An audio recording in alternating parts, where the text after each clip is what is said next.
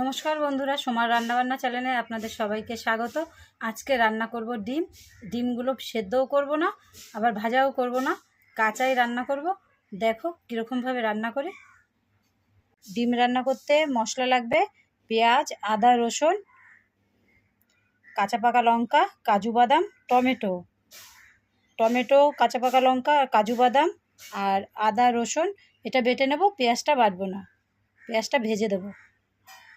মশলাটা বেটে নিয়েছি, এবার রান্না করব। কড়াই বসিয়ে দিয়েছি, এবার তেল দিয়ে দেবো।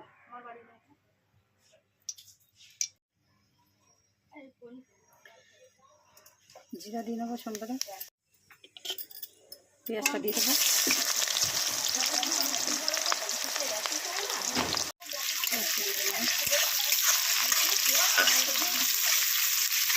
পেঁয়াজটা ভেজে নেবো। পেঁয়াজ ভাজা হয়ে গেছে, বাটা মশলাটা দিয়ে এই মশলার মধ্যে নুন দিয়ে দেবো, হলুদ, মশলা দিয়ে মিশিয়ে নেব।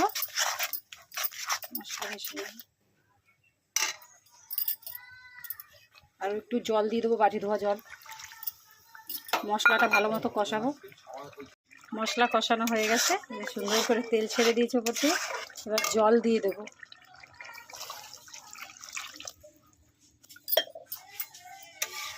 এবার জলটা ফুটে উঠলে ডিম দিয়ে দেবো।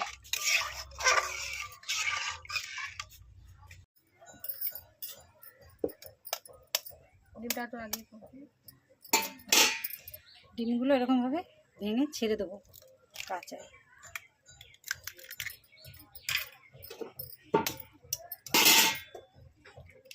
চারিদিকে সাজিয়ে সাজিয়ে ছেড়ে দেবো।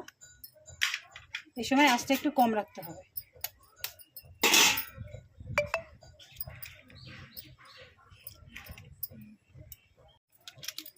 এবার এই ডিমগুলো যেখানে যেখানে দিয়েছি একটু একটু করে গোলমরিচ দিয়ে দেবো।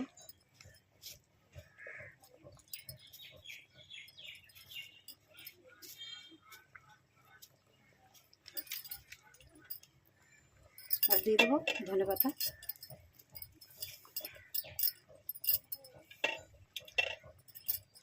দেখতেও যেরকম সুন্দর হয়েছে, খেতেও সেরকম সুন্দর লাগবে। এটাকে আর নাড়াবো না, কম আঁচেই ঢাকা দিয়ে দেবো। ঢাকা দিয়ে 5 মিনিট রাখবো, রেখে তারপরে নামিয়ে নেব। প্রায় 5 মিনিট হয়ে গেছে, এখন ঢাকনাটা খুলে দেবো।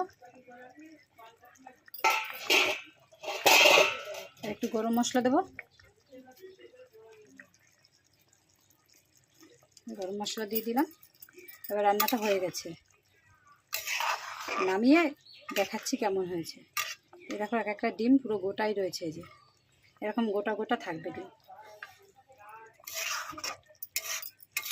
সব ডিমগুলো ওরকম গোটা গোটা আছে, এই যে গোটা গোটা, এই যে এরকম গোটা গোটাই থাকবে। দেখো কালারটা কত সুন্দর হয়েছে।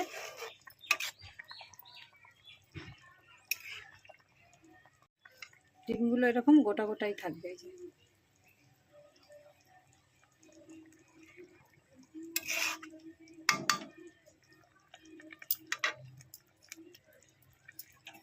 এবার রান্না হয়ে গেছে, এবার নামিয়ে নেব। রান্না হয়ে গেছে, নামিয়ে নিয়েছি। দেখো কত সুন্দর হয়েছে, যেরকম সুন্দর দেখতে হয়েছে সেরকম খেতেও সুন্দর হয়েছে। এইভাবে রান্না করে দেখবে, ভালো লাগবে। আর ভালো লাগলে চ্যানেলটাকে সাবস্ক্রাইব করতে ভুলবে না। লাইক করে দেবে, কমেন্ট করে দেবে, শেয়ার করে দেবে।